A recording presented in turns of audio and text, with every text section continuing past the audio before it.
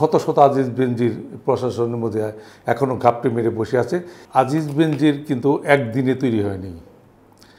এরা এই আওয়ামী লীগ সরকারের প্রশ্রয়ে এরা দিনে দিনে তৈরি হয়েছে। এরা এই বেনজির যখন র্যাবের ডিজি তখন কিন্তু অনেক বিএনপির নেতাকর্মী এবং বিরোধী দলের নেতাকর্মী গুম হয়েছে, খুন হয়েছে। তখন আমরা যতই প্রতিবাদ করেছি সরকার কিন্তু কর্ণপাত করেনি। এবং অনেক আপনারা মিডিয়া যারা আছেন আপনারা কিন্তু অনেক কিছু লেখার সাহস পাননি, এত প্রভাবশালী ছিল বেনজির। এরপর আসলো আজিজের কথা। আজিজ যখন র্যাবের ডিজি এই বিজিবির ডিজি, তখন সে তার ইউনিফর্ম পরা অবস্থায় একটা হরতালের আগে সে প্রতিবাদ করলো, বক্তব্য দিল যে যদি বিরোধী দল রাস্তা দখল করে বা আন্দোলন করে তাহলে বিজিবি কি অস্ত্র গোটায় বসে থাকবে? একটা বাহিনীর প্রধান যখন এই কথা বলে তখন রাষ্ট্রের আর কোনো নিয়ন্ত্রণ থাকে? আজকে কোথায় সেই আজিজ? তার দুই ভাইকে তারা জেলখানা থেকে বের করে নিয়ে আসলো, যারা ফাঁসির আসামি ছিল।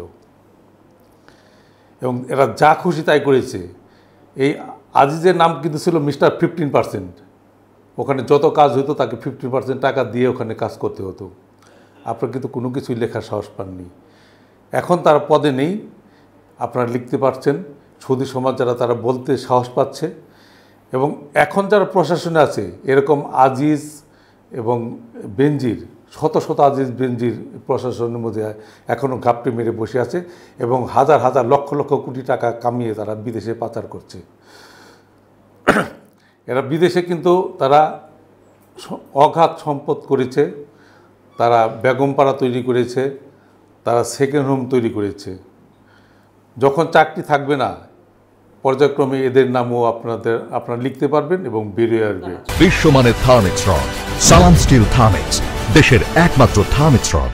তারপরও আমরা নজর রাখতেছি যে আমাদের নেতাকর্মীদের উপর যেভাবে অত্যাচার চলছে, জুলুম চলছে এবং সরকারি কোষাগার থেকে যে টাকা লুটপাট করে যে বিদেশে পাচার করছে, এগুলো আমরা নজরে রাখছি এবং আমরা নোট করে রাখছি।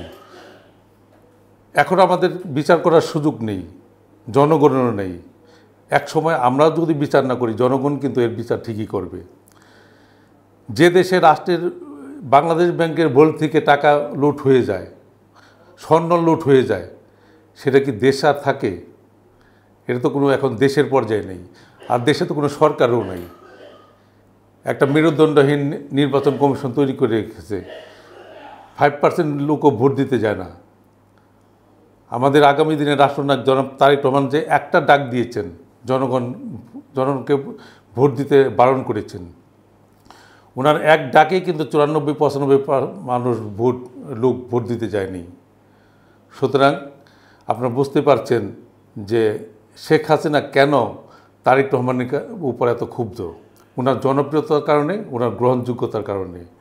একটা প্রধানমন্ত্রী কখনো বলতে পারে যে তারেককে ধরে নিয়ে এটা একটা ল্যাঙ্গুয়েজ হলো? কিন্তু আমাদের দেশে প্রধানমন্ত্রী সব কিছু করতে পারে, কারণ এদের কোনো জবাব দিতে নাই। জনগণের ভোটে এরা নির্বাচিত হয় নাই, এরা প্রশাসন দিয়ে জোর করে দিনের ভোট রাতে করে তারা বারবার ক্ষমতায় আসতেছে। এর জন্যই এদের পৃথিবীতে কোনো শক্তি চিরস্থায়ী হয়নি, শেখ হাসিনার সরকারও চিরস্থায়ী হবে না। এই জনগণের কাতারে তাদেরকে আসতেই হবে এবং জনগণের কাঠগড়ায় তাদেরকে দাঁড়াতেই হবে টুডে অর টুমরো। যারা ভুক্তভোগী তারা কিন্তু সবই নিজের শরীরের উপর বা ফ্যামিলির উপর দিয়ে টের পাচ্ছে। আমার বাড়ি নিয়ে গেছে, আমার ব্যবসা প্রতিষ্ঠান নিয়ে গেছে। আমি হাইকোর্ট থেকে জামিন নিলাম, নিম্ন আদালতে আমি হাজির হয়েছি সব নিয়মকানুন মেনেই।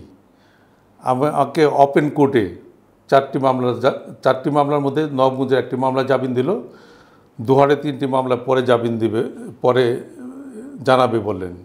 কিছুক্ষণ পর বেরিয়ে এসে বললেন যে নবগঞ্জে যেটা জামিন দেওয়া হয়েছিল সেটাও ক্যান্সেল, আর দোহারে 3টাও ক্যান্সেল করে আমাকে জেলখানায় ঢুকে দিল।